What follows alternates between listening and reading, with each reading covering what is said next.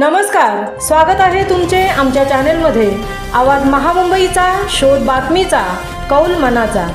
चला तर मग आमचे चॅनेल शेअर करा, लाईक करा आणि सबस्क्राईब करा। धन्यवाद।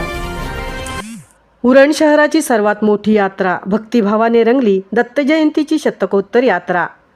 उरणमधील सर्वात मोठी आणि ऐतिहासिक दत्त जयंती यात्रा यावर्षी विशेष उत्साहात पार पडत आहे। 1926 पासून सुरू झालेल्या यात्रेला यावर्षी 99 वर्ष पूर्ण होत असून शतक पूर्तीकडे वाटचाल करणारी ही यात्रा उरणकरांसाठी अभिमानाची परंपरा बनली आहे। सकाळपासूनच शहरात भक्तांची मोठी गर्दी उसळली।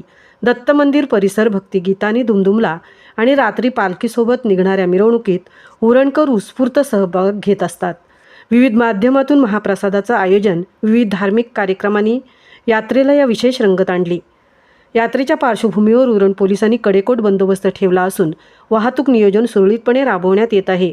यात्रेनिमित्त विविध सामाजिक मंडळांनी आरोग्य शिबिरे, पाणी व्यवस्था आणि अन्नदान असे अनेक उपक्रम आयोजित करून सामाजिक बांधिलकी जपली आहे।